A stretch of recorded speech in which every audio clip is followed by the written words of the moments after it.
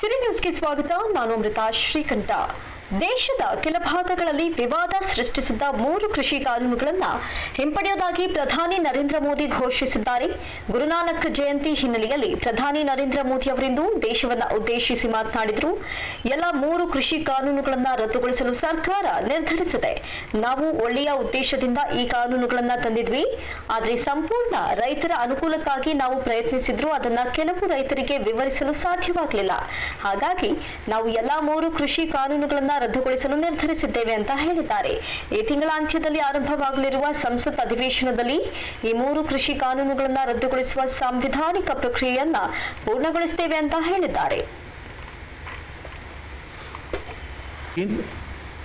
इतनी पवित्र बात, पूर्ण रूप से शुद्ध किसानों के हित की बात, हम अपने प्रयासों के बावजूद कुछ किसानों को समझा नहीं पाए.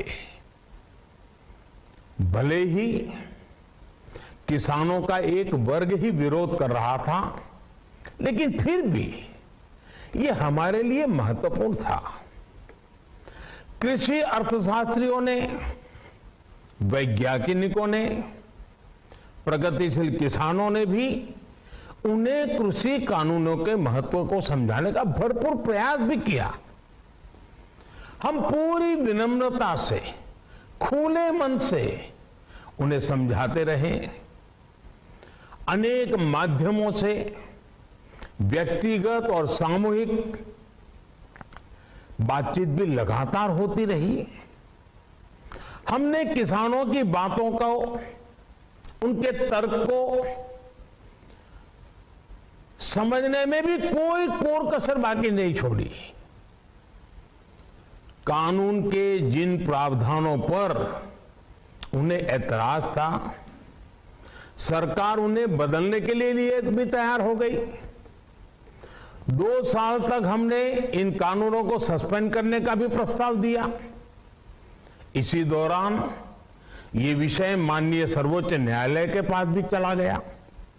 ये सारी बातें देश के सामने है, इसलिए मैं इनके अधिक विस्तार में नहीं जाऊंगा. साथियों, मैं आज देशवासियों से क्षमा मांगते हुए सच्चे मन से और पवित्र हृदय से कहना चाहता हूं कि शायद हमारी तपस्या में ही कोई कमी रही होगी. ये समय किसी को भी दोष देने का नहीं है. आज मैं आपको, पूरे देश को ये बताने आया हूं कि हमने 3 कृषि कानूनों को वापस लेने का, रिपील करने का निर्णय लिया है. इस महीने के अंत में शुरू होने जा रहे संसद सत्र में, इसी महीने में ಕೇಂದ್ರ ಸರ್ಕಾರ 3 ವಿವಾದಿತ ಕೃಷಿ ಕಾಯ್ದೆಗಳನ್ನು ಹಿಂಪಡೆದಿದ್ದಕ್ಕೆ ರೈತ ಸಮುದಾಯ ಹರ್ಷಗೊಂಡಿದ್ದು, ಕೇಂದ್ರದ ನಿಲುವನ್ನು ಸ್ವಾಗತಿಸಿ ಮೈಸೂರಿನಲ್ಲಿ ರೈತರಿಂದ ಸಂಭ್ರಮಾಚರಣೆ ಮಾಡಲಾಯಿತು. ಮೈಸೂರಿನ ಗನ್ ಹೌಸ್ ಬಳಿ ಕಬ್ಬು ಬೆಳೆಗಾರರ ಸಂಘದ ರಾಜ್ಯಾಧ್ಯಕ್ಷ ಕುರುಬೂರು ಶಾಂತಕುಮಾರ್ ನೇತೃತ್ವದಲ್ಲಿ ಸಂಭ್ರಮಾಚರಣೆಯನ್ನ ನಡೆಸಲಾಯಿತು. ಸುರಿಯುತ್ತಿದ್ದ ಮಳೆಯನ್ನು ಲೆಕ್ಕಿಸದೆ ರೈತರು ಸಂಭ್ರಮಿಸಿದರು. ಈ ವೇಳೆ ಮಾತನಾಡಿದ ರಾಜ್ಯ ಕಬ್ಬು ಬೆಳೆಗಾರರ ಸಂಘದ ಅಧ್ಯಕ್ಷ ಕುರುಬೂರು ಶಾಂತಕುಮಾರ್ ಅವರು, ಕೇಂದ್ರ ಸರ್ಕಾರಕ್ಕೆ 1 ವರ್ಷದ ನಂತರ ಜ್ಞಾನೋದಯವಾಗಿದೆ. 670ಕ್ಕೂ ಹೆಚ್ಚು ಜನ ರೈತರು ಈ ಹೋರಾಟದಲ್ಲಿ ತಮ್ಮ ಪ್ರಾಣವನ್ನ ಕಳೆದುಕೊಂಡಿದ್ದಾರೆ. ಅವರ ಆತ್ಮಕ್ಕೆ ಈ ಜಯ ಸಲ್ಲಬೇಕು. ಸರ್ಕಾರಕ್ಕೆ ಎಚ್ಚರಿಕೆ ಗಂಟೆ ಎಂಬುದನ್ನ ಇಡೀ ರೈತ ಸಮುದಾಯ ಒಗ್ಗಟ್ಟಿನಿಂದ ಮಾಡಿ ತೋರಿಸಿದೆ. ಮುಂದಿನ ದಿನಗಳಲ್ಲಿ ಪ್ರಧಾನಿ ನರೇಂದ್ರ ಮೋದಿ ಕನಿಷ್ಠ ಬೆಂಬಲ ಬೆಲೆಗೆ ಖಾತ್ರಿಪಡಿಸುವ ಕಾಯ್ದೆ ಜಾರಿಗೆ ಹೋರಾಟ ಮಾಡ್ತೇವೆ. ಆ ಕಾಯ್ದೆ ಜಾರಿಗೆ ತಂದ್ರೆ ನಿಜಕ್ಕೂ ಒಳ್ಳೆಯ ಬೆಳವಣಿಗೆ ಆಗಲಿದೆ ಎಂದರು. ಈಗಾಗಲೇ 670ಕ್ಕೂ ಹೆಚ್ಚು ಜನ ರೈತರು ಈ ಹೋರಾಟದಲ್ಲಿ ತಮ್ಮ ಪ್ರಾಣವನ್ನೇ ಕಳ್ಕೊಂಡಿದ್ದಾರೆ. ಚಳಿ, ಮಳೆ, ಗಾಳಿಯನ್ನು ಲೆಕ್ಕಿಸದೆ ಹೋರಾಟ ಮಾಡಿದ್ದಾರೆ. ಅವರ ಎಲ್ಲರ ಆತ್ಮಕ್ಕೆ ಈ ಒಂದು ಜಯದ ಒಂದು ಇದನ್ನು ಲಭಿಸಬೇಕಾಗ್ತದೆ. ಮತ್ತು ಏನು ಪ್ರಜಾಪ್ರಭುತ್ವದಲ್ಲಿ ರೈತರನ್ನ ದಮನ ಮಾಡುವಂಥ ಕೆಲಸವನ್ನ ಸರ್ಕಾರಗಳು ಮಾಡ್ತಾ ಇತ್ತು. ಇದು ಈ ಸರ್ಕಾರಗಳಿಗೆ ಎಚ್ಚರಿಕೆಯ ಗಂಟೆ ಎನ್ನುವಂಥ ಸಂದೇಶವನ್ನು ಇಡೀ ದೇಶದ ರೈತರು ಒಗ್ಗಟ್ಟಿನಿಂದ ಮಾಡಿ ತೋರಿಸಿದ್ದೇವೆ. ಮುಂದಿನ ದಿನಗಳಲ್ಲಿ ಪ್ರಧಾನಿ ಮೋದಿ ಅವರು ಏನು ಕನಿಷ್ಠ ಬೆಂಬಲ ಬೆಲೆಗೆ ಖಾತ್ರಿ ಕೊಡುವಂಥ ಕಾಯ್ದೆಯನ್ನು ಜಾರಿ ಮಾಡಬೇಕು ಅಂತ ನಾವು ಹೋರಾಟ ಮಾಡ್ತಾ ಇದ್ದೀವಿ. ಅದನ್ನು ಕೂಡ ಜಾರಿ ಮಾಡಿಬಿಟ್ರೆ ನಿಜವಾಗ್ಲೂ ಕೂಡ ಒಳ್ಳೆಯ ಬೆಳವಣಿಗೆ ಎನ್ನುವಂಥ ಮಾತನ್ನ ನಾನು ಹೇಳಲಿಕ್ಕೆ ಬಯಸ್ತೇನೆ.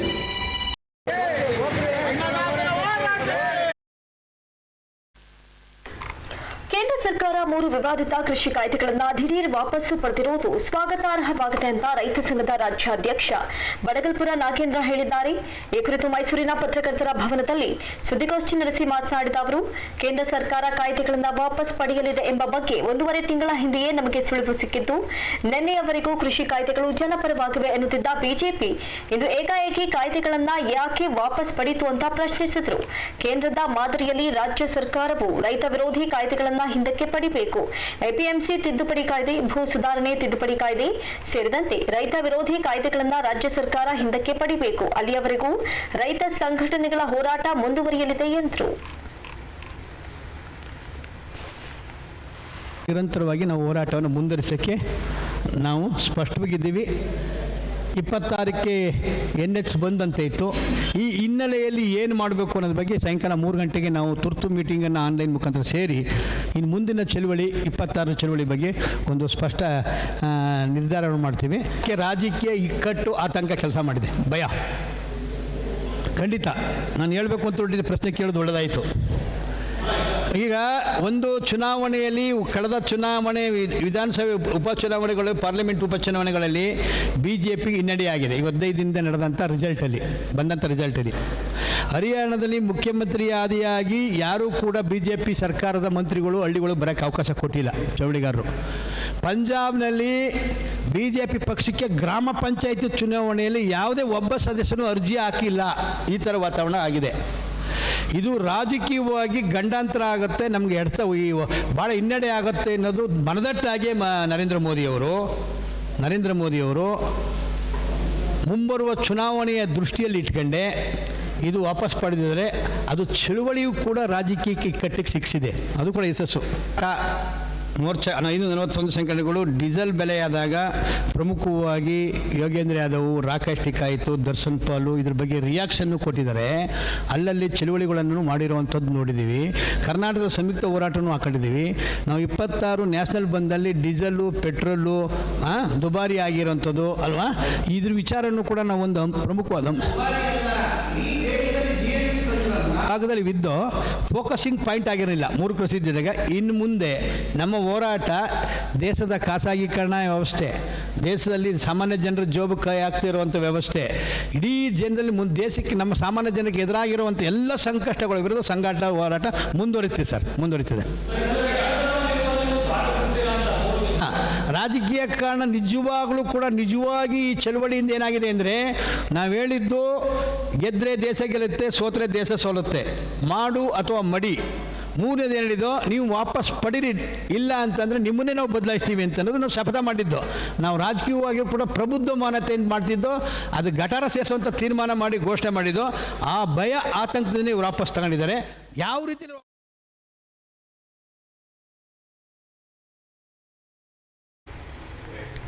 ಕೇಂದ್ರ ಸರ್ಕಾರ 3 ವಿವಾದಿತ ಕೃಷಿ ಕಾಯ್ದೆಗಳನ್ನು ರದ್ದುಗೊಳಿಸಿರುವುದು ರೈತರ ಹೋರಾಟಕ್ಕೆ ಸಂದಾಜಯವಾಗಿದೆ ಅಂತ ಕೆಪಿಸಿಸಿ ವಕ್ತಾರ ಎಂ ಲಕ್ಷ್ಮಣ್ ಹೇಳಿದ್ದಾರೆ. ಈ ಕುರಿತು ಮೈಸೂರಿನಲ್ಲಿ ಮಾತನಾಡಿದ ಅವರು, ರೈತರು ಕಳೆದ 1 ವರ್ಷದಿಂದ ನಡೆಸುತ್ತಾ ಬಂದಿದ್ದ ಹೋರಾಟಕ್ಕೆ ಕಾಂಗ್ರೆಸ್ ಪಕ್ಷ ಕೂಡ ಬೆಂಬಲವನ್ನು ನೀಡಿತ್ತು. ರೈತರ ಹೋರಾಟಕ್ಕೆ ಮಣಿದಿರುವ ಕೇಂದ್ರ ಸರ್ಕಾರ ವಿವಾದಿತ ಕಾಯ್ದೆಗಳನ್ನು ವಾಪಸ್ ಪಡೆಯುವುದಾಗಿ ಘೋಷಣೆ ಮಾಡಿದೆ. ಈ ಬಗ್ಗೆ ಸಂಸತ್ನಲ್ಲಿ ಚರ್ಚೆಯಾಗಬೇಕು. ಕಾಯ್ದೆಗಳನ್ನು ರದ್ದುಗೊಳಿಸಿರುವ ಬಗ್ಗೆ ರಾಷ್ಟ್ರಪತಿಗಳು ಆದೇಶವನ್ನು ಹೊರಡಿಸಬೇಕು ಅಂತ ಆಗ್ರಹಿಸಿದರು. ವಿರೋಧ ಪಕ್ಷದ ಮುಖಂಡಗಳಿಗೆ, ಪ್ರಮುಖವಾಗಿ ಕಾಂಗ್ರೆಸ್ ನೇತೃತ್ವ ವಹಿಸಿರುವಂಥ ರಾಹುಲ್ ಗಾಂಧಿ ಅವರಿಗೆ ನಾನು ಅಭಿನಂದನೆಗಳನ್ನು ಸಲ್ಲಿಸ್ತೀನಿ. ಯಾಕೆಂದರೆ ನರೇಂದ್ರ ಮೋದಿಯವರು ಇವತ್ತು ಬೆಳಗ್ಗೆ 9 ಗಂಟೆಗೆ ಮಾಧ್ಯಮಗೋಷ್ಠಿಯಲ್ಲಿ ಏನು ಕೃಷಿ ಕಾಯ್ದೆ 3 ಕೃಷಿ ಕಾಯ್ದೆ, ರೈತರಿಗೆ ಮಾರಕವಾಗಿರುವಂಥ 3 ಕೃಷಿ ಕಾಯ್ದೆಗಳನ್ನು ತಗೊಂಬಂದು ಅವರನ್ನು ಜೀತದಾಳಾಗಿ ಮಾಡುವಂಥ ಒಂದು ಪ್ರಯತ್ನ BJPಯಿಂದ ಏನು ನಡೆದಿತ್ತು, ಅದರ ವಿರುದ್ಧ ನಿರಂತರವಾಗಿ ರೈತ ಸಮುದಾಯ ಇಡೀ ದೇಶಾದ್ಯಂತ ದೆಹಲಿ ಗಡಿ ಭಾಗದಲ್ಲಿ ಕಳೆದ 1 ವರ್ಷದಿಂದ, ಅದು ಅವರು ಸ್ಟ್ರೈಕ್ ಶುರು ಮಾಡಿದ್ದು ನವೆಂಬರ್ 26, ಈ 26ನೇ ತಾರೀಕು ಬಂದರೆ 1 ವರ್ಷ ಆಗುತ್ತೆ. ನಿರಂತರವಾಗಿ 1 ವರ್ಷದಿಂದ ಅವರ ಹೋರಾಟ, ಅವರಿಗೆ ಬೆನ್ಬಲವಾಗಿ ಇಂಡೈರೆಕ್ಟಾಗಿ ಹಿಂದೆ ನಿಂತು ನಾವು ಪ್ರೋತ್ಸಾಹವನ್ನು ಕೊಟ್ಟು ಇಡೀ ದೇಶಾದ್ಯಂತ ನಾವು ಚಳವಳಿಯನ್ನು ಕಾಂಗ್ರೆಸ್ ಪಕ್ಷದವರು ಮಾಡಿದ್ದೀವಿ. ರಾಹುಲ್ ಗಾಂಧಿಯವರು ಪ್ರಮುಖವಾಗಿ ಈ ವಿಚಾರದಲ್ಲಿ ಬಹಳ ಸೀರಿಯಸ್ ಆಗಿ ಈ ವಿಚಾರವನ್ನು ಕೈಗೆತ್ತಿಕೊಂಡಿದ್ರು. ನಮ್ಮ ರಾಜ್ಯದಲ್ಲಿ ಸಿದ್ದರಾಮಯ್ಯರು ಮತ್ತು ಡಿ ಕೆ ಶಿವಕುಮಾರ್ ಅವರು ನಿರಂತರವಾಗಿ ಹೋರಾಟವನ್ನು, ಈ ಕೃಷಿ ಕಾಯ್ದೆಗಳ ವಿರುದ್ಧ ಹೋರಾಟವನ್ನು ನಾವು ಮಾಡ್ತಾ ಇದ್ದೋ. ಅದಕ್ಕೆ ಈಗ ಕೊನೆಯದಾಗಿ ಒಂದು ಅನೌನ್ಸ್ ಮಾಡಿದ್ದಾರೆ, ನಾವು ವಾಪಸ್ ತಗೋತೀವಿ 3 ಕಾಯ್ದೆಗಳನ್ನಂತ. ಕಾಂಗ್ರೆಸ್ ಪಕ್ಷ ಡಿಮ್ಯಾಂಡ್ ಮಾಡುತ್ತೆ, ಈ ಕಾಯ್ದೆಗಳ ಸ್ವರೂಪ ನೀವು ತಗೊಂಬಂದಿದ್ದು ಸಂಸತ್ನಲ್ಲಿ ಚರ್ಚೆನೇ ಮಾಡದೇನೆ ವಿರೋಧ ಪಕ್ಷದವ್ರನ್ನೆಲ್ಲ ಹೊರಗಡೆ ಕಳಿಸಿ, ನೀವು ಬಹುಮತ ಇದೆ ಅಂತ ನೀವು ಸಂಸತ್ನಲ್ಲಿ ಪಾಸ್ ಮಾಡ್ಕೊಂಡು ಆಮೇಲೆ ಪ್ರೆಸಿಡೆಂಟ್ ಹತ್ರ ನೀವು ಅಂಕಿತ ಹಾಕ್ಕೊಂಡು ಆರ್ಡಿನೆನ್ಸ್ ಮಾಡಿ ಕಾಯ್ದೆ ರೂಪಕ್ಕೆ ತಗೊಂಬಂದಿದ್ದೀರಿ. ಬರೀ ಅನೌನ್ಸ್ ಮಾಡಿದರೆ ಸಾಲದು, ನೀವು ಮತ್ತೆ ಇದು ಸಂಸತ್ನಲ್ಲಿ ಚರ್ಚೆ ಆಗಬೇಕು, ವಾಪಸ್ ತಗೊಳ್ಳುವಂಥ ಘೋಷಣೆ ಸಂಸತ್ತಿನಲ್ಲಿ ಮಾಡಬೇಕು, ಆಮೇಲೆ ರಾಷ್ಟ್ರಪತಿಗಳ ಅಂಕಿತವನ್ನು ಪಡೆದು ಆದೇಶ ಮಾಡಬೇಕು. ಅದಲ್ಲದೇನೆ ನಿಮ್ಮ ಪ್ರಣಾಳಿಕೆ 2014ರ ಪ್ರಣಾಳಿಕೆಯಲ್ಲಿ ನೀವು ಬಹಳ ಸ್ಪಷ್ಟವಾಗಿ ಹೇಳಿದ್ರಿ, ರೈತರ ಆದಾಯ, ಈ ದೇಶದ ರೈತರ ಆದಾಯನ ದುಪ್ಪಟ್ಟು ಮಾಡ್ತೀವಿ, 2022ಕ್ಕೆ ದುಪ್ಪಟ್ಟು ಮಾಡ್ತೀವಿ. ಇನ್ನು ಬಿಟ್ಕಾಯಿನ್ ಅಕ್ರಮ ದಂಧೆಯಲ್ಲಿ ಕೆಲ ಸಚಿವರು, ಸಚಿವರ ಮಕ್ಕಳು, ಹಿರಿಯ ಪೊಲೀಸ್ ಅಧಿಕಾರಿಗಳು ಭಾಗಿಯಾಗಿದ್ದಾರೆ. ಬಿಟ್ಕಾಯಿನ್ ಪ್ರಕರಣದಲ್ಲಿ ಸಿಎಂ ಬಸವರಾಜ ಬೊಮ್ಮಾಯಿ ಅವರೇ ಹಿಟ್ ಅಂಡ್ ರನ್ ಮಾಡಬೇಡಿ, ಇನ್ನು ಅಕ್ರಮದಲ್ಲಿ ಕಾಂಗ್ರೆಸ್ನವರು ಭಾಗಿಯಾಗಿದೆ, ಪ್ರಕರಣವನ್ನು ದಾಖಲಿಸಿಕೊಂಡು ಕಾನೂನು ಕ್ರಮ ಕೈಗೊಳ್ಳಿ. ಬಿಟ್ಕಾಯಿನ್ ದಂಧೆಯಲ್ಲಿ 5,224 ಕೋಟಿ ಲೂಟಿ ಮಾಡಲಾಗಿದೆ ಎಂಬ ಮಾಹಿತಿ ಇದೆ. 7 ಮಂದಿ ಸಚಿವರು, 4 ಸಚಿವರ ಮಕ್ಕಳು, 6 ಜನ ಐಪಿಎಸ್ ಅಧಿಕಾರಿಗಳು ಭಾಗಿಯಾಗಿದ್ದಾರೆ ಎಂದರು. 1 ತಿಂಗಳಿಂದ ನಿರಂತರವಾಗಿ ರಾಜ್ಯಾದ್ಯಂತ ಬಿಟ್ಕಾಯಿನ್ಸ್ ಅದ್ದು ಮಾಡ್ತಾ ಇದೆ. ಅದರಲ್ಲೂ ಕರ್ನಾಟಕದಲ್ಲಿ ಇಡೀ ರಾಜ್ಯಾದ್ಯಂತ ಇತ್ತೀಚಿನ ದಿನಗಳಲ್ಲಿ ಆ ಬಿಟ್ಕಾಯಿನ್ ವಿಚಾರವಾಗಿ ಮಾತುಕತೆಗಳು ನಡೀತಾ ಇದ್ದಾವೆ. ನಾನು BJPಯವರಿಗೆ ಅವ್ರಿಗೇನಾದರೂ ಕಿಂಚತ್ತು ಮಾನ ಮರ್ಯಾದೆ ಇದ್ದರೆ ಬಿಟ್ಕಾಯಿನ್ ವಿಚಾರದಲ್ಲಿ ಯಾವ ಮುಖಂಡರುಗಳು ಇದ್ದಾರೆ, ಯಾವ ಮುಖಂಡರುಗಳ ಮಕ್ಕಳುಗಳು ಸೇರ್ಕೊಂಡಿದ್ದಾರಲ್ಲಿ, ನಮ್ಮ ರಾಜ್ಯದಲ್ಲಿ ಎಷ್ಟು ಬಿಟ್ಕಾಯಿನ್ನು ಹ್ಯಾಕ್ ಮಾಡುವಂಥ ಕೆಲಸವನ್ನು ಶ್ರೀಕಿ ಮಾಡಿದ್ದ, ಆ ಜನ್ಧನ್ ಖಾತೆ ಮತ್ತು ಕೇಂದ್ರ ಸರ್ಕಾರದ ಖಾತೆಗಳಿಂದ ಎಷ್ಟು ದೊಡ್ಡ ಹಣವನ್ನು ನೀವು ಲಪಟಾಯಿಸಿದ್ದಾರೆ, ಅದಕ್ಕೆಲ್ಲ ಯಾರು ಒತ್ತಾಸ ಆಗಿದ್ದಾರೆ, ಯಾರೆಲ್ಲ ಅದರಲ್ಲಿ ಸೇರ್ಕೊಂಡಿದ್ದಾರೆ ಅನ್ನೋದ್ರ ಬಗ್ಗೆ ಸಂಪೂರ್ಣ ಮಾಹಿತಿ ಡಿಕ್ಲೇರ್ ಮಾಡಬೇಕು. ಬಸವರಾಜ ಬೊಮ್ಮಾಯಿಯರವರೇ, ನೀವು ಒಬ್ಬ ಉನ್ನತ ಸ್ಥಾನದಲ್ಲಿರುವಂಥ ಚೀಫ್ ಮಿನಿಸ್ಟ್ರು, ನೀವು ಚೀಫ್ ಮಿನಿಸ್ಟರ್ ಆಗಿ ಸುಮ್ಮನೆ ಹಿಟ್ ಅಂಡ್ ರನ್ ಸ್ಟೇಟ್ಮೆಂಟ್ ಮಾಡುವಂಥ ಕೆಲಸವನ್ನು ನೀವು ಮಾಡಬಾರ್ದು. ಮಾತೆತ್ತಿರೆ ಕಾಂಗ್ರೆಸ್ನವ್ರದ್ದು ಬಟಾ ಬಯಲು ಮಾಡ್ತೀನಿ ಅಂತೀರಿ. ಅರೆ, ಕಾಂಗ್ರೆಸ್ನವ್ರು ಇದ್ದರೆ ದಯಮಾಡಿ ಇಮ್ಮಿಡಿಯೇಟಾಗಿ ಅವ್ರನ್ನ ಕೇಸ್ ಫೈಲ್ ಮಾಡಿ ಒಳಗಡೆ ಹಾಕ್ರಿ ಅಂತ ನಾವೇ ಹೇಳ್ತಾ ಇದ್ದೀವಲ್ಲ.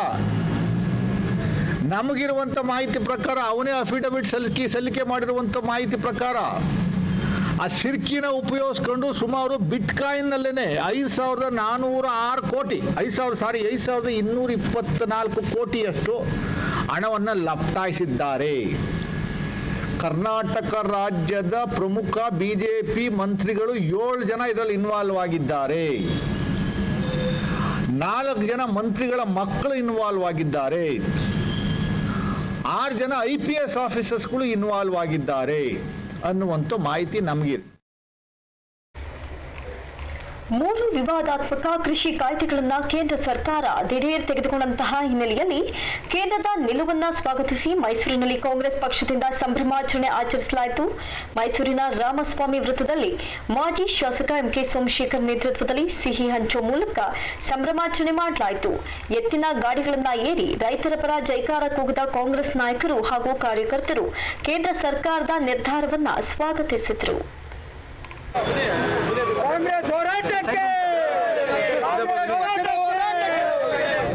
ರೈತರು ಇಡೀ ಇತಿಹಾಸದಲ್ಲಿ 1 ವರ್ಷಕ್ಕೂ ಮೀರಿ ರೈತರು ಹೋರಾಟಗಳನ್ನ ಮಾಡ್ತಾಯಿದ್ರು. ರೈತರು ಹಗಲು ರಾತ್ರಿ ಮಳೆ ಚಳಿ ಯಾವುದಕ್ಕೂ ಲೆಕ್ಕಿಸದೆ ಹೋರಾಟವನ್ನು ಮಾಡಿದ್ರು. ಇದೊಂದು ರೀತಿ ರೈತ ಸ್ವತಂತ್ರ ಹೋರಾಟ. ಇದು ರೈತ ಸ್ವತಂತ್ರ ಹೋರಾಟಕ್ಕೆ ಸ್ವತಂತ್ರ ಸಿಕ್ಕಿದೆ. ಇವತ್ತು ಆ 3 ಕಾಯ್ದೆಗಳೇನಿತ್ತು, ರೈತರಿಗೆ ಮರಣ ಶಾಸನ ಬರೀತಕ್ಕಂಥ ಆ 3 ಕಾಯ್ದೆಗಳೇನಿತ್ತು, ಆ 3 ಕಾಯ್ದೆಗಳನ್ನು ಸರ್ವಾಧಿಕಾರಿ ಮೋದಿಯವರು ಕಡೆಗೂ ರೈತರ ಹೋರಾಟಕ್ಕೆ ಮಣಿಯಬೇಕಾಯಿತು. ರೈತರ ಹೋರಾಟಕ್ಕೆ ಮಣಿದು ಆ 3 ಕಾಯ್ದೆಗಳನ್ನ ವಾಪಸ್ ತೆಗೆದುಕೊಂಡಿದ್ದಾರೆ. ರೈತರು ವರ್ಷಕ್ಕೂ ಹೆಚ್ಚಾಗಿ ಹಗಲು ರಾತ್ರಿ ಧರಣಿಗಳನ್ನ ಕೂತು ಇವತ್ತು ಪ್ರಾಣಗಳನ್ನ ಕಳ್ಕೊಂಡಿದ್ದಾರೆ. 700 ಹೆಚ್ಚು ಜನ ರೈತರು ಪ್ರಾಣ ಕಳ್ಕೊಂಡಿದ್ದಾರೆ. ಆ 700 ಹೆಚ್ಚು ಜನ ರೈತರಿಗೂ ಪ್ರತಿ ಕುಟುಂಬಕ್ಕೆ 25 ಲಕ್ಷ ರೂಪಾಯಿನಾದರೂ ಕೂಡ ಇವರು ಪರಿಹಾರವನ್ನು ಕೊಡಲೇಬೇಕು. ಕೇಂದ್ರ ಸರ್ಕಾರ ಕೃಷಿ ಮಾರಕ ಕಾಯ್ದೆಗಳನ್ನು ವಾಪಸ್ ಪಡೆದ ಹಿನ್ನೆಲೆಯಲ್ಲಿ ಗಡಿ ಜಿಲ್ಲೆ ಚಾಮರಾಜನಗರದಲ್ಲಿ ರೈತರು ವಿಜಯೋತ್ಸವವನ್ನು ಆಚರಿಸಿದ್ದಾರೆ. ಶ್ರೀ ಚಾಮರಾಜೇಶ್ವರ ದೇವಸ್ಥಾನದ ಮುಂಭಾಗದಲ್ಲಿ ಜಮಾಯಿಸಿದಂತಹ ಕಬ್ಬು ಬೆಳೆಗಾರರು ಜೈಕಾರದ ಘೋಷಣೆಗಳನ್ನು ಕೂಗಿ ಸಂಭ್ರಮಪಟ್ಟರು. ಇನ್ನು ರಾಷ್ಟ್ರೀಯ ಹೆದ್ದಾರಿ 209ರಲ್ಲಿ ತಮಟೆಯನ್ನ ಬಾರಿಸಿ ಖುಷಿಪಟ್ಟು ಪರಸ್ಪರ ಸ್ವತಃ ತಯಾರಿಸಿದಂತಹ ಬೆಲ್ಲವನ್ನ ಸಾರ್ವಜನಿಕರಿಗೆ ಹಂಚಿ ಸಂತಸ ವ್ಯಕ್ತಪಡಿಸಿದರು. ಈ ವೇಳೆ ಮಾತನಾಡಿದ ಕಬ್ಬು ಬೆಳೆಗಾರರ ಸಂಘದ ರಾಜ್ಯ ಸಂಚಾಲಕ ಹಳಿಕೆರೆ ಹುಂಡಿ ಭಾಗ್ಯರಾಜ್, ಕೇಂದ್ರ ಸರ್ಕಾರದ ಪ್ರಧಾನಿ ನರೇಂದ್ರ ಮೋದಿ ಅವರು ಕಾಯ್ದೆಗಳನ್ನು ವಾಪಸ್ ತೆಗೆದುಕೊಂಡಿರುವುದು ಸ್ವಾಗತಾರ್ಹ ಎಂದರು.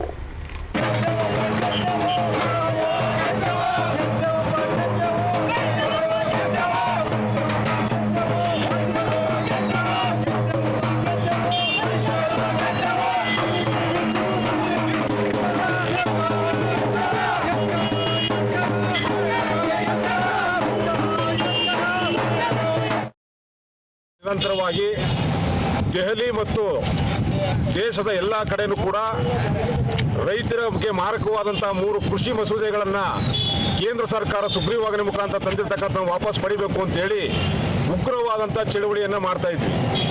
ಕೊನೆಗೂ ಕೂಡ ಕೇಂದ್ರ ಸರ್ಕಾರಕ್ಕೆ ಅರಿವಾಗಿ ದೇಶದಲ್ಲಿ ರೈತರಿಗೆ ಮಾರಕವಾದ ಕಾಯ್ದೆಗಳು ಆಗ್ತವೆ ಅಂತಕ್ಕಂಥ ಭಾವನೆಯನ್ನು ಅರಿತು ತಕ್ಷಣ ಈ ಕಾಯ್ದೆಗಳನ್ನು ವಾಪಸ್ ಪಡಿತೀವಿ ಅಂತೇಳಿ ಈ ದಿನ ನರೇಂದ್ರ ಮೋದಿ ಅವರು ದೇಶದ ಪ್ರಧಾನಮಂತ್ರಿಗಳು ಘೋಷಣೆ ಮಾಡಿದ್ದಾರೆ.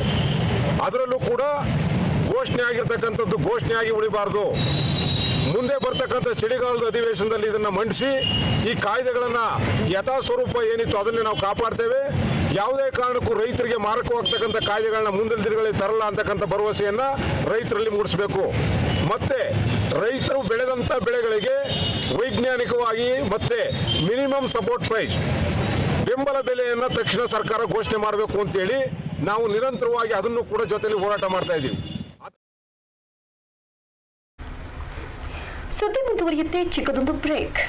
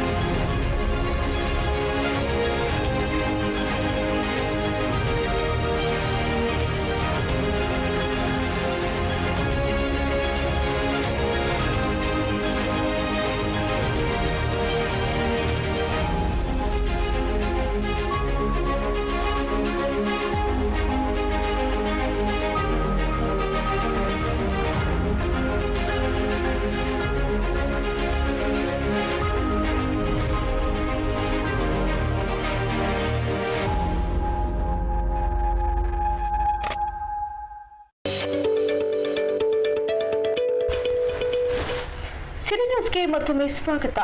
ಕೇಂದ್ರ ಸರ್ಕಾರ ಕೃಷಿ ಕಾಯ್ದೆ ಹಿಂಪಡೆದ ಹಿನ್ನೆಲೆಯಲ್ಲಿ ಕೊಳ್ಳೆಗಾಲದ ರೈತರು ಪಟಾಕಿ ಸಿಡಿಸಿ ಸಿಹಿ ಹಂಚಿ ಸಂಭ್ರಮಿಸಿದರು. ಕೇಂದ್ರ ಸರ್ಕಾರ ಜಾರಿ ಮಾಡಲು ಮುಂದಾಗಿದ್ದ ಕೃಷಿ ಕಾಯ್ದೆಯನ್ನ ಹಿಂಪಡೆಯುವಂತೆ ಒತ್ತಾಯಿಸಿ ರೈತರು ದೆಹಲಿಯಲ್ಲಿ ಕಳೆದ 1 ವರ್ಷದಿಂದ ನಿರಂತರ ಹೋರಾಟ ಮಾಡುತ್ತಿದ್ದರು.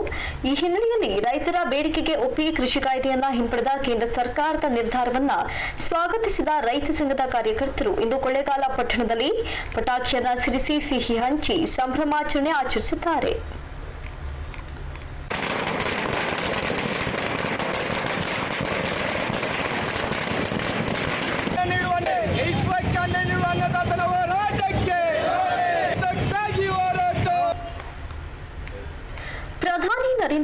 3 ಕೃಷಿ ಕಾಯ್ದೆ ರದ್ದು ಮಾಡಿರುವುದು ಸ್ವಾಗತದ ವಿಚಾರವಾಗಿದೆ ಅಂತ ರೈತ ಮುಖಂಡ ಕಡಬೂರು ಮಂಜುನಾಥ್ ಹೇಳಿದ್ದಾರೆ.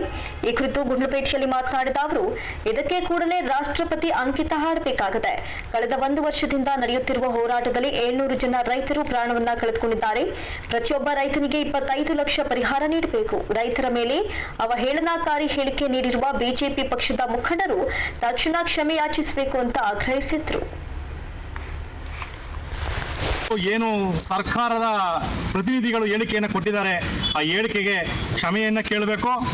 ಮತ್ತು ಈ ಒಂದು ಹೋರಾಟದಲ್ಲಿ ಮರಣವನ್ನು ಹೊಂದಿರತಕ್ಕಂಥ ರೈತ ಕುಟುಂಬಗಳಿಗೆ ಪರಿಹಾರವನ್ನು ನೀಡಬೇಕು. ಮತ್ತು ಬೆಂಬಲ ಬೆಲೆಯನ್ನು ಘೋಷಣೆಯನ್ನು ಮಾಡಬೇಕು. ವಿದ್ಯುತ್ ಖಾಸಗೀಕರಣಕ್ಕೆ ಸಂಬಂಧಪಟ್ಟಂಥ ನಿರ್ಧಾರಗಳನ್ನು ಸಹ ಹಿಂಪಡಿಬೇಕು. ಈ ಎಲ್ಲ ಒಂದು ನಿರ್ಧಾರಗಳನ್ನು ಸರ್ಕಾರ ರೈತ ಪರವಾಗಿ ಚಿಂತನೆಯನ್ನು ಮಾಡೋವರೆಗೂ ಸಹ ಹೋರಾಟ ಮುಂದುವರಿಯುತ್ತೆ ಅಂತೇಳಿ ರಾಷ್ಟ್ರೀಯ ಒಂದು ಹೋರಾಟ ಸಮಿತಿ ನಿರ್ಧಾರವನ್ನು ತೆಗೆದುಕೊಂಡಿದೆ. ಆ ಒಂದು ಈ ಒಂದು ಕಾಯ್ದೆಗಳನ್ನು ಹಿಂಪಡಿತೀವಿ ಅನ್ನುವಂಥ ನಿರ್ಧಾರವನ್ನು ಘೋಷಣೆ ಮಾಡೋಕ್ಕಿಂತ ಮೊದಲು ಏನು ಪೂರ್ವ ನಿರ್ಧಾರ ಆಗಿತ್ತು, 26ನೇ ತಾರೀಕು ಬೃಹತ್ ಪ್ರಮಾಣದ ಒಂದು ಹೋರಾಟ, ಒಂದು ರೈತ ಚಳವಳಿಯನ್ನು ಮಾಡಬೇಕು ಅಂತೇಳಿ ಆ ಒಂದು ಹೋರಾಟ ಯಥಾಸ್ಥಿತಿಯಲ್ಲಿ ದಿನಾಂಕ 26ನೇ ತಾರೀಕು ಮುಂದುವರಿಯುತ್ತದೆ. ಆ ಒಂದು ಹೋರಾಟ ಉಗ್ರ ರೂಪದಲ್ಲಿ ಇರುತ್ತದೆ. ಆ ಒಂದು ಹೋರಾಟವನ್ನು ಸರ್ಕಾರ ಗಮನಿಸಬೇಕು.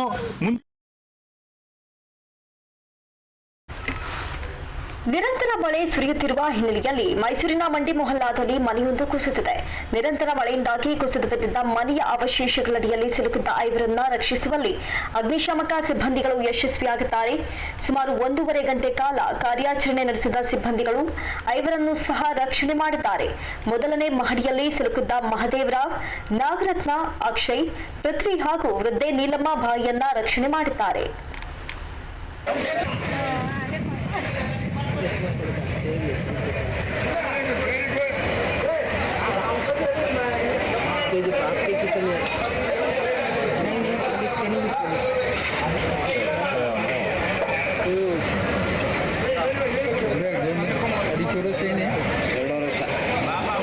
ನಾಲ್ಕು ವರ್ಷ ಅಂತ 4 ವರ್ಷ ಹಾಗಂತ ಬರ್ಸೋರವರು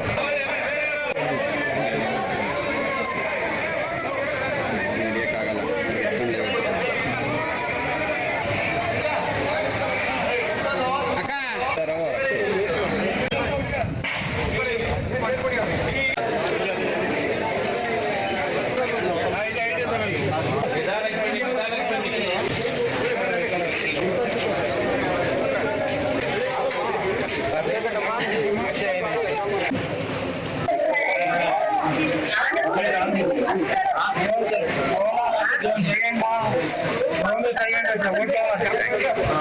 ನಮಗೆ ಮಾಹಿತಿ ಹೊಂದಿರೋದು 7 ಗಂಟೆಗೆ ಮಾಹಿತಿ ತಕ್ಷಣಕ್ಕೆ ನಮ್ಮ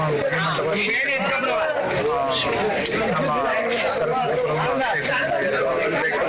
ಮತ್ತೆ ಅಧಿಕಾರಿಗಳು ಮತ್ತು ಸಿಬ್ಬಂದಿಗಳು ತಕ್ಷಣಕ್ಕೆ ಬಂದು ಅದನ್ನು ಹಾಕಿ ಪಕ್ಕದ ಮನೆಯಲ್ಲಿ ಗೋಡೆ ಕಲಿಸಿರೋದ್ರಿಂದ ಪಕ್ಕದ ಮನೆಯಿಂದ ಲ್ಯಾಡರ್ನ ಹಾಕಿ ಮತ್ತೆ ಆ ಇದರಿಂದ 2 ಲ್ಯಾಡರ್ನ ಒಳಗೆ ಇಳಿದು ನಮ್ಮ ಸಿಬ್ಬಂದಿ 5 ಜನರನ್ನ ರಕ್ಷಣೆಯನ್ನು ಸುರಕ್ಷಿತವಾಗಿ ರಕ್ಷಣೆಯನ್ನು ಮಾಡಿದ್ದಾರೆ. ಬೇಕದ ನಾವೇನ್ ಮಾಡಿದ್ವಿ, ನಿನ್ನೆ ರಾತ್ರಿ ಓನರ್ ಹೇಳಿದ್ರು ಅಲ್ಲಿ ಜಾಗ ಇರಲಿಲ್ಲ ಅವರು. ಅದಾದ್ಮೇಲೆ ತಿರ್ಗಾ ಆಮೇಲೆ ರಾತ್ರಿ ಮಾಮೂಲಿ ನಾವು ಮಲಿಕೊಂಡಿಲ್ಲ, 3 ಗಂಟೆ ಮಲಿಕೊಂಡಿದ್ವಿ. 3 ಗಂಟೆ ಮಲಿಕೊಂಡ್ರೆ ಒಂದು 7 ಗಂಟೆಗೆ ಎದ್ದು ನಾವು ಇದು ವಾಶ್ರೂಮ್ಗೆ ಅಂತ ಅವಾಗ ನೋಡಿದ್ರೆ ಫುಲ್ ಡೌನ್ ಆಗಿ ಕ್ರ್ಯಾಕ್ ಫಿಟ್ಟಿಂಗ್ ಒಂದು 5 ಸೆಕೆಂಡ್ ಅಲ್ಲಿ ಎಲ್ಲ ಅಲ್ಲ. ನಿಮ್ಗೆ ಓನರ್ ಹೇಳಿದ್ರ ಏನಾದ್ರು ಈ ತರ ಆಗುತ್ತೆ? ಓನರ್ ಹೇಳಿದ್ರು ಅಂದ್ರೆ ಅವರು ಸಿಗೋದಿದ್ರು, ಅದು ಬರಕ್ ಹೋಗಕ್ ಜಾಗ ಇಲ್ಲ. ಕಳೆದ 15 ದಿನಗಳಿಂದ ನಿರಂತರವಾಗಿ ಮಳೆ ಸುರಿಯುತ್ತಿದ್ದು ಪ್ರತಿನಿತ್ಯ ಒಂದಲ್ಲ ಒಂದು ಅನಾಹುತಗಳು ನಡೆಯುತ್ತಿದೆ. ಎಚ್ಡಿಕೋಟೆ ತಾಲೂಕಿನ ಶಿಂಡೇನಹಳ್ಳಿ ಗ್ರಾಮದಲ್ಲಿಯೂ ತಡರಾತ್ರಿ ಮನೆಗೋಡೆ ಕುಸಿದಿದೆ. ಬೀರೇಗೌಡ ಎಂಬುವವರ ಮನೆಗೋಡೆ ಕುಸಿದಿದ್ದು ಸದ್ಯ ಪ್ರಾಣಾಪಾಯದಿಂದ ಕುಟುಂಬ ಸದಸ್ಯರು ಪಾರಾಗಿದ್ದಾರೆ. ಇನ್ನು ಮನೆಯಲ್ಲಿ ಕಟ್ಟಿಹಾಕಿದ್ದ ಒಂದು ಕರು ಹಾಗೂ ಒಂದು ಕುರಿ ಸಾವು ಬದುಕಿನ ನಡುವೆ ಹೋರಾಟವನ್ನ ನಡೆಸುತ್ತಿವೆ. ಮನೆ ಕಳೆದುಕೊಂಡಿರುವ ಬೀರೇಗೌಡರು, ನಾವು ರೈತರು, ನಮಗೆ ಬೇರೆ ಮನೆ ಇಲ್ಲ, ಕೂಡಲೇ ಬೇರೆ ಮನೆ ಮಾಡಿಸಿಕೊಡಿ ಅಂತ ಅಧಿಕಾರಿಗಳು ಮತ್ತು ಜನಪ್ರತಿನಿಧಿಗಳಿಗೆ ಮನವಿಯನ್ನ ಮಾಡುತ್ತಿದ್ದಾರೆ.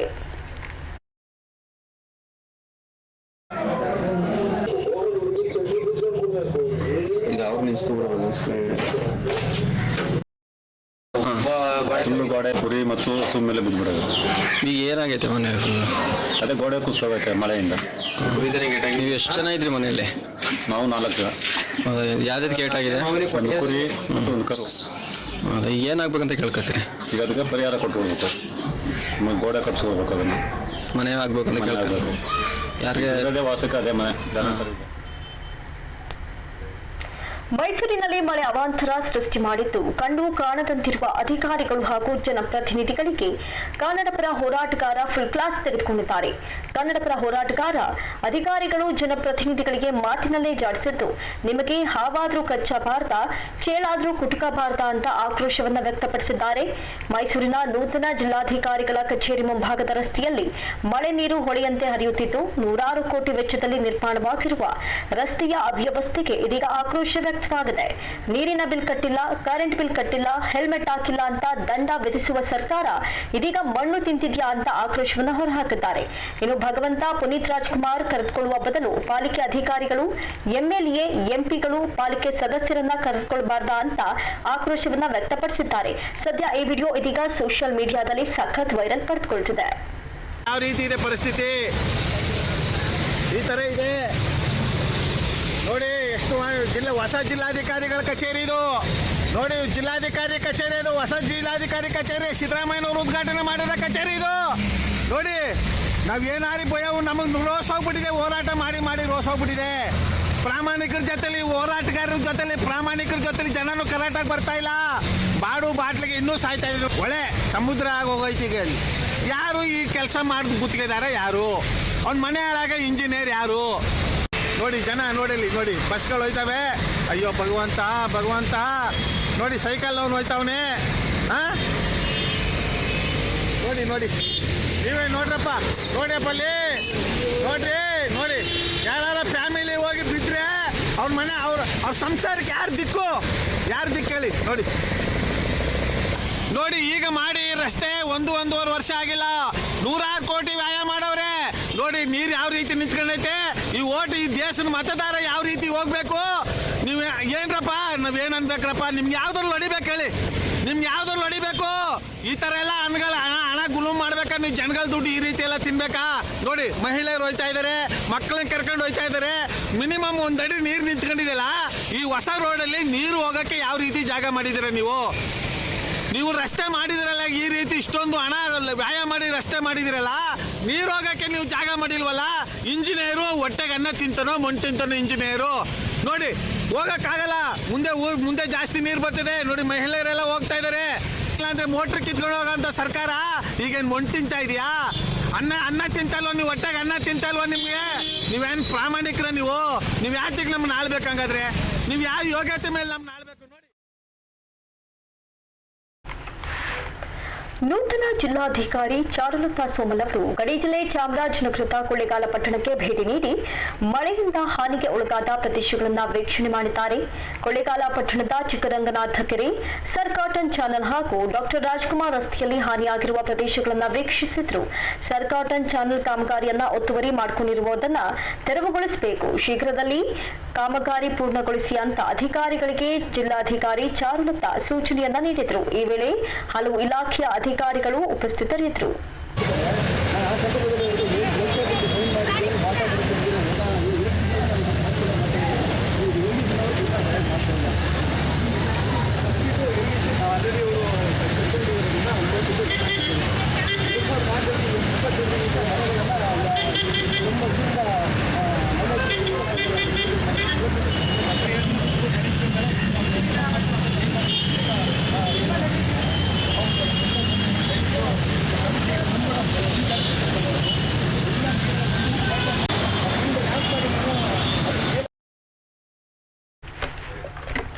ಗಡಿ ಜಿಲ್ಲೆ ಚಾಮರಾಜನಗರದಲ್ಲಿ ಭಾರಿ ಮಳೆಯಾಗ್ತಾ ಇರುವಂತಹ ಹಿನ್ನೆಲೆಯಲ್ಲಿ ಪ್ರಾಥಮಿಕ ಹಾಗೂ ಪ್ರೌಢ ಶಾಲೆಗಳಿಗೆ ಇಂದು ಮತ್ತು ನಾಳೆ ರಜೆಯನ್ನ ಘೋಷಿಸಲಾಗಿದೆ. ಗಡಿ ಜಿಲ್ಲೆ ಚಾಮರಾಜನಗರದಾದ್ಯಂತ ಭಾರಿ ಮಳೆ ಸುರಿತಾ ಇರುವಂತಹ ಪರಿಣಾಮ ಯಾವುದೇ ಅಹಿತಕರ ಘಟನೆ ನಡೆಯದಂತೆ ಜಿಲ್ಲಾಧಿಕಾರಿ ಚಾರುಲತಾ ಸೋಮಲ್ ಅವರು ಶಾಲೆಗೆ ರಜೆ ಘೋಷಿಸಿ ಆದೇಶವನ್ನು ಹೊರಡಿಸಿದ್ದಾರೆ. ಮಳೆ ಕಡಿಮೆಯಾದರೆ ಇನ್ನೆರಡು ದಿನದಲ್ಲಿ ಶಾಲೆ ಓಪನ್ ಮಾಡಲಾಗುತ್ತೆ ಅಂತ ಹೇಳಲಾಗ್ತಾ ಇತ್ತು. ಮಳೆ ಮುಂದುವರೆದರೆ ಮತ್ತಷ್ಟು ದಿನ ಶಾಲೆಗೆ ರಜೆ ನೀಡಲಾಗುತ್ತೆ ಅಂತ ತಿಳಿಸಿದ್ದಾರೆ.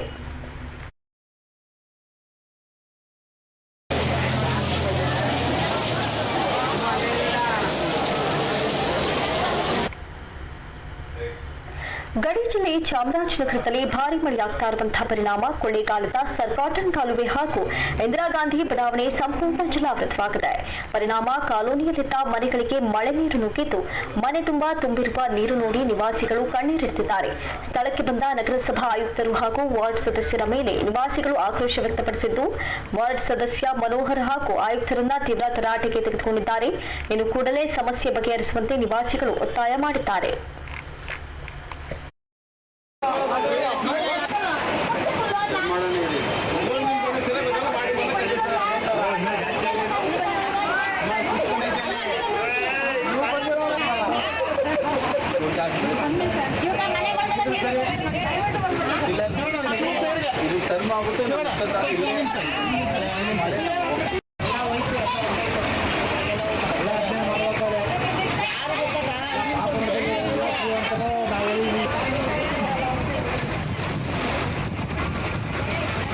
ಇನ್ಫಾರ್ಮೇಶನ್ ಕೊಟ್ಟಲ್ಲ ಈಗ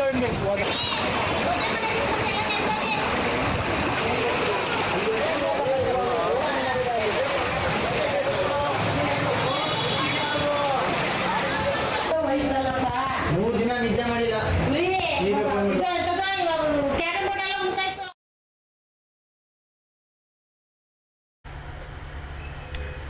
ಕರ್ನಾಟಕ ತಮಿಳುನಾಡು ಗಡಿ ಭಾಗದಲ್ಲಿ ಮಳೆ ಹೆಚ್ಚಾಗಿರುವ ಪರಿಣಾಮ ಹನೂರು ತಾಲೂಕಿನ ಮಾರ್ಟಳ್ಳಿ ಗ್ರಾಮದ ಅಂಗನವಾಡಿ ಕೇಂದ್ರದ ಕಟ್ಟಡ ನೆಲಕಚ್ಚಿದೆ. ಜಿಲ್ಲೆಯ ಹನೂರು ತಾಲೂಕಿನ ಮಾರ್ಟಳ್ಳಿ ಗ್ರಾಮದಲ್ಲಿರುವ ಅಂಗನವಾಡಿ ಕೇಂದ್ರವು ಮಳೆಯ ನೀರಿನಿಂದ ನೆನೆದು ಒಂದು ಭಾಗದ ಗೋಡೆ ಮೇಲ್ಛಾವಣಿ ಕುಸಿದುಕೊಂಡಿದೆ. ಇನ್ನು ಅಂಗನವಾಡಿ ಕೇಂದ್ರ ಕುಸಿಯುವ ವೇಳೆ ಯಾರೂ ಇಲ್ಲದ ಪರಿಣಾಮ ಯಾವುದೇ ಪ್ರಾಣಾಪಾಯ ಸಂಭವಿಸಿಲ್ಲ.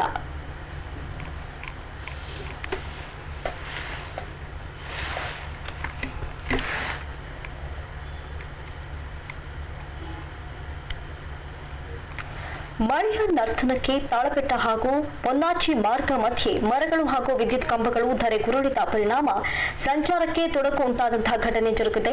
ತಾಳಬೆಟ್ಟ ಹಾಗೂ ಪೊನ್ನಾಚಿ ಗ್ರಾಮದ ಮಾರ್ಗದಲ್ಲಿ ಮಳೆಯ ಆರ್ಭಟಕ್ಕೆ ವಿದ್ಯುತ್ ಕಂಬಗಳು ಹಾಗೂ ಹಲವು ಮರಗಳು ಉರುಳಿದ ಪರಿಣಾಮ ರಾತ್ರಿ ಸಂಚಾರಕ್ಕೆ ತೊಂದರೆಯಾಗಿತ್ತು. ಇನ್ನು ಎರಡೂ ಕಡೆ ವಿದ್ಯುತ್ ಕಂಬದ ಮೇಲೆ ಮರ ಉರುಳಿದ್ರು ಅದೃಷ್ಟವಶಾತ್ ಯಾವುದೇ ಅಹಿತಕರ ಘಟನೆ ಸಂಭವಿಸಿಲ್ಲ. ಇನ್ನು ಸ್ಥಳಕ್ಕೆ ಪೊನ್ನಾಚಿ ಗ್ರಾಮಸ್ಥರು ಭೇಟಿ ನೀಡಿ ಮರ ಹಾಗೂ ವಿದ್ಯುತ್ ಕಂಬಗಳನ್ನು ತೆರವುಗೊಳಿಸಿದ್ದಾರೆ.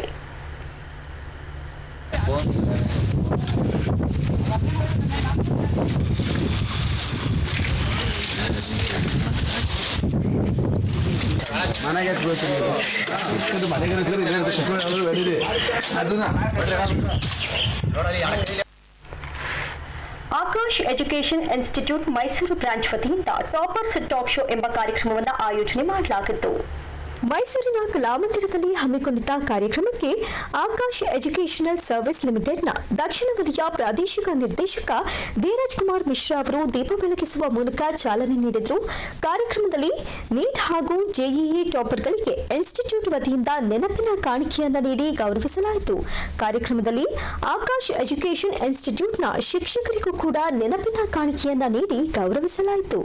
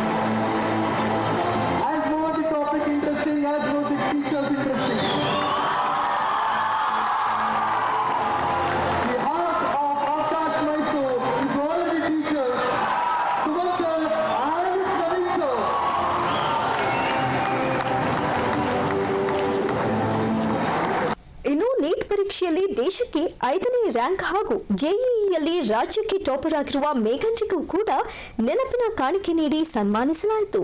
ಈ ವೇಳೆ ಮೇಘನ್ ಅವರು ತಮ್ಮ ಯಶಸ್ಸಿನ ಬಗ್ಗೆ ವಿವರಿಸಿ ಖುಷಿ ಹಂಚಿಕೊಂಡರು.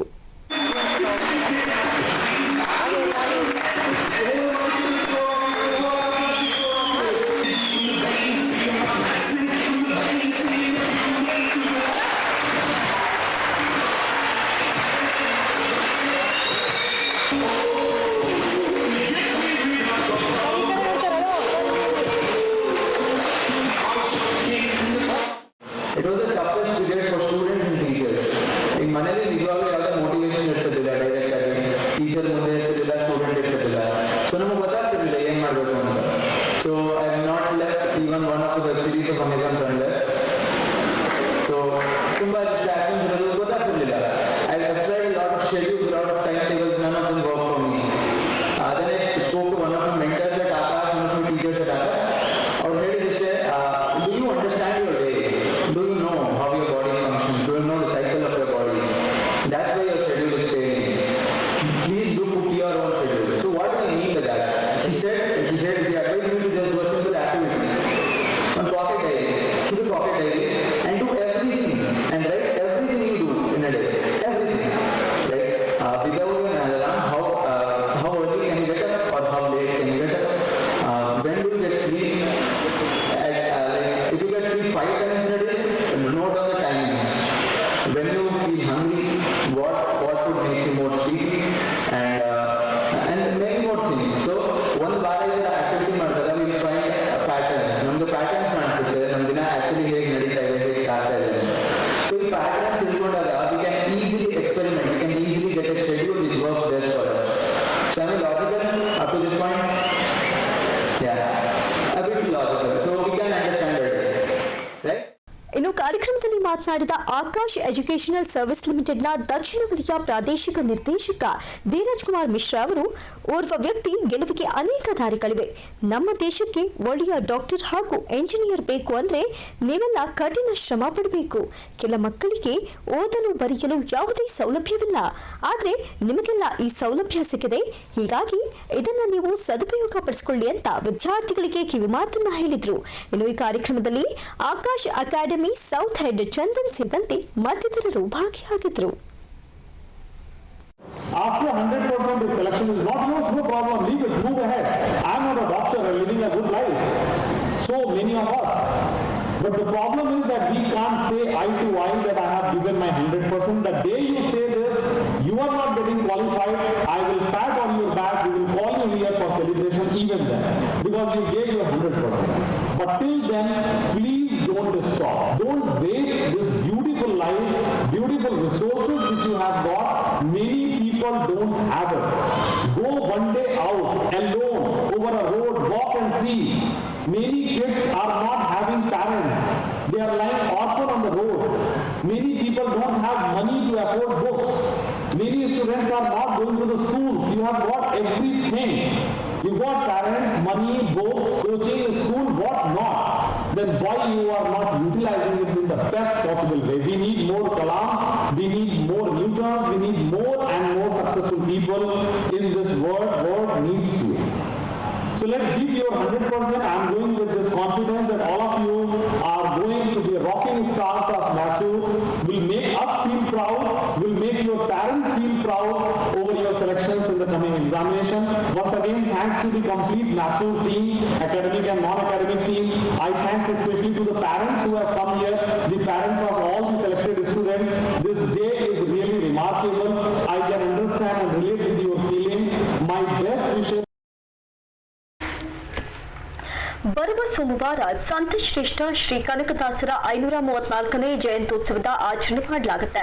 ಮೈಸೂರಿನ ಸಿದ್ಧಾರ್ಥ ನಗರದಲ್ಲಿರುವ ಕಾಗಿನೆಲೆ ಕನಕ ಗುರುಪೀಠದ ಶಾಖಾ ಮಠದಲ್ಲಿ ಕನಕ ಜಯಂತ್ಯೋತ್ಸವವನ್ನು ಆಚರಿಸಲಾಗುತ್ತೆ. ವಿಧಾನ ಪರಿಷತ್ ಚುನಾವಣೆ ಹಿನ್ನೆಲೆಯಲ್ಲಿ ನೀತಿ ಸಂಹಿತೆ ಜಾರಿಯಲ್ಲಿರುವುದರಿಂದ ಕನಕದಾಸರ ಜಯಂತ್ಯೋತ್ಸವವನ್ನು ಸರಳವಾಗಿ ಆಚರಿಸೆ ಮಾಡಲಾಗುತ್ತೆ. ಇನ್ನು ಈ ಕುರಿತು ಮೈಸೂರಿನ ಪತ್ರಕರ್ತರ ಭವನದಲ್ಲಿ ನಡೆದ ಸುದ್ದಿಗೋಷ್ಠಿಯಲ್ಲಿ ಸಂತ ಶ್ರೀ ಕನಕದಾಸರ ಜಯಂತ್ಯೋತ್ಸವದ ಸಮಿತಿಯ ಪ್ರಧಾನ ಕಾರ್ಯದರ್ಶಿ ಬ್ಯಾಂಕ್ ಎಂ ಪುಟ್ಟಸ್ವಾಮಿ ಮಾಹಿತಿಯನ್ನು ನೀಡಿದ್ದಾರೆ. ಕವಿರತ್ನ ಕನಕರತ್ನ ಕನಕದಾಸರ ಜಯಂತ್ಯೋತ್ಸವವು ಇಡೀ ದೇಶಾದ್ಯಂತ ನಡೀತಾ ಇದೆ. ಕನಕದಾಸರ ಬಗ್ಗೆ ಎಲ್ಲರಿಗೂ ತಿಳಿದಿರುವಂಥ ವಿಚಾರವೇ ಸರಿ. ಆ ಕಾಲದಿಂದ ಹಿಡಿದು ಇಂದಿನ ಕಾಲದವರೆಗೂ ಅವರ ಪದಗಳು ಕನಕದಾಸರ ನುಡಿಗಂಟುಗಳು ಎಲ್ಲರಿಗೂ ತಲುಪಿರುವುದು ಜನಸಾಮಾನ್ಯರಿಗೆಲ್ಲರಿಗೂ ಗೊತ್ತಿರುವಂಥ ವಿಚಾರ. ಸಮಾಜವನ್ನು ತಿದ್ದುವ ಕೆಲಸವನ್ನು ಆ ಕಾಲದಲ್ಲೇ ಮಾಡಿಕೊಂಡು ಬಂದಂಥ ಪರಮ ಪೂಜ್ಯರು ಕನಕದಾಸರು. ಅವರ 534ನೆಯ ಜಯಂತಿ ಆಚರಣೆಯು 22/11/21 ಸೋಮವಾರ ನಡೀತಾ ಇದೆ. ನಾವಾದರೂ ಸಂತ ಶ್ರೀ ಕನಕದಾಸರ ಜಯಂತ್ಯೋತ್ಸವ ಸಮಿತಿಯು ಸುಮಾರು 40 ವರ್ಷಗಳಿಂದ ಸತತವಾಗಿ ಮೈಸೂರು ನಗರದಲ್ಲಿ ನಾವು ಕಾರ್ಯಕ್ರಮಗಳನ್ನು ಹಮ್ಮಿಕೊಂಡು ಆ ಕನಕದಾಸರ ಸೇವೆಯನ್ನು ಮಾಡಿಕೊಂಡು ಬರ್ತಾ ಇರುವಂಥ ನಮ್ಮದು ಸಂಸ್ಥೆಯಾಗಿದೆ. ಸುಮಾರು 40 ವರ್ಷಗಳಿಂದಲೂ ಮಾಡ್ತಾ ಇದ್ದೀವಿ. ಕಳೆದ 2 ವರ್ಷಗಳಿಂದ ರಾಷ್ಟ್ರಕ್ಕೆ ಮತ್ತು ಪ್ರಪಂಚಕ್ಕೆ ಬಂದಂಥ ಕರೋನಾ ಮಹಾಮಾರಿಯಿಂದ ಎಲ್ಲವೂ ಸ್ಥಗಿತಗೊಂಡ ಹಂಸಲೇಖರ ವೈಚಾರಿಕ ಚಿಂತನೆಗಳನ್ನು ಬೆಂಬಲಿಸುತ್ತೇವೆ ಹಾಗೂ ವೈದಿಕ ಶಾಹಿ ಅಟ್ಟಹಾಸವನ್ನ ಖಂಡಿಸುತ್ತೇವೆ ಅಂತ ಕರ್ನಾಟಕ ದಲಿತ ಚಳುವಳಿ ನವನಿರ್ಮಾಣ ವೇದಿಕೆ ಸಂಚಾಲಕ ಹರಿಹರಾನಂದ ಸ್ವಾಮಿ ಹೇಳಿದ್ದಾರೆ. ಈ ಕುರಿತು ಮೈಸೂರಿನಲ್ಲಿ ಸುದ್ದಿಗೋಷ್ಠಿ ನಡೆಸಿ ಮಾತನಾಡಿದ ಅವರು, ಪ್ರಸ್ತುತ ಅಸ್ಪೃಶ್ಯತೆ ಅಸಮಾನತೆ ಭೀಕರವಾಗಿ ವ್ಯಾಪಿಸಿದ್ರು ಯಾವುದೇ ಮಠ ಮಾನ್ಯಗಳು ಅಸ್ಪೃಶ್ಯತೆಯನ್ನ ತೊಡೆದು ಹಾಕುವ ಬಗ್ಗೆ ಕ್ರಮ ಕೈಗೊಂಡಿಲ್ಲ. ಹೀಗಿದ್ದು ಮಠಾಧಿಪತಿಗಳು ಕೇವಲ ಔಪಚಾರಿಕ ಪ್ರಚಾರದ ಮುಖಾಂತರವೇ ಅಸ್ಪೃಶ್ಯತೆ ಹಾಗೂ ಶೂದ್ರರನ್ನ ತಮ್ಮ ಕಪಿಮುಷ್ಟಿಗೆ ತೆಗೆದುಕೊಂಡಿದ್ದಾರೆ. ದಲಿತರ ಬಗ್ಗೆ ಕಾಳಜಿ ಇದ್ರೆ ಉಡುಪಿ ಬ್ರಾಹ್ಮಣರು ದಲಿತರೊಂದಿಗೆ ಸಹಪಂಕ್ತಿ ಭೋಜನ ಮಾಡಲಿ ಅಂತ ಆಗ್ರಹಿಸಿದ್ರು.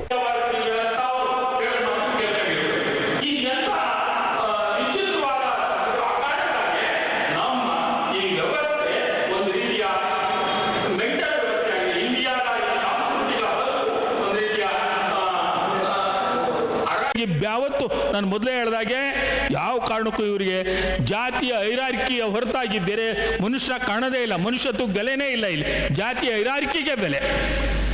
ಅಂದರೆ ನಾವು ಬಹುಸಂಖ್ಯಾತ ಶೂದ್ರರು ಒಪ್ಕೊಂಡು ಹೋಗ್ತಿದೀವಲ್ಲ, ಬಹುಸಂಖ್ಯಾತ ಶೂದ್ರರು ಒಪ್ಕೊಂಡು ಹೋಗ್ತಿರಲ್ಲ, ನೀನು ಕೋಳಿ ಕುರಿ ತಿಂತಿ, ನೀನು ಕೀಳು ಅಂತಂದ್ರು, ಹೌದು ಸ್ವಾಮಿ, ಹೌದು ಬುದ್ಧಿ, ನಿಮ್ಮ ಮನೆಗೆ ನೀವು ಬಂದು ಪವಿತ್ರ ಮಾಡಬೇಕು ಅಂತೇಳಿ ಕೇಳ್ಕೊಳ್ಳುವಂಥ ಮನಸ್ಥಿತಿ ಇದೆಯಲ್ಲ. ಚಾಮರಾಜನಗರದ ಹಳೆ ಆಸ್ಪತ್ರೆಯಲ್ಲಿ ಹೊರರೋಗಿ ಘಟಕ ಸ್ಥಾಪಿಸಬೇಕು ಅಂತ ಒತ್ತಾಯಿಸಿ ಎಸ್ಟಿಪಿಐ ಪ್ರತಿಭಟನೆಯನ್ನ ನಡೆಸಿತು. ಜಿಲ್ಲಾಧ್ಯಕ್ಷ ಅಬ್ರಾರ್ ಅಹಮದ್ ನೇತೃತ್ವದಲ್ಲಿ ಪಚ್ಚಪ್ಪ ವೃತ್ತದ ಮೂಲಕ ಜೋಡಿ ರಸ್ತೆಯಲ್ಲಿರುವ ಜಿಲ್ಲಾಸ್ಪತ್ರೆಗೆ ತೆರಳಿ ಅಲ್ಲಿ ಆಸ್ಪತ್ರೆಯ ಮುಂಭಾಗ ಕೆಲಕಾಲ ಪ್ರತಿಭಟನೆ ನಡೆಸಲಾಯಿತು. ಬಳಿಕ ಅಲ್ಲಿ ಹೊರರೋಗಿಗಳಿಗೆ ಅನುಕೂಲಕರ ವಾತಾವರಣ ನಿರ್ಮಿಸಬೇಕು ಅಂತ ಡೀನ್ಗೆ ಒತ್ತಾಯಿಸಿದ್ರು.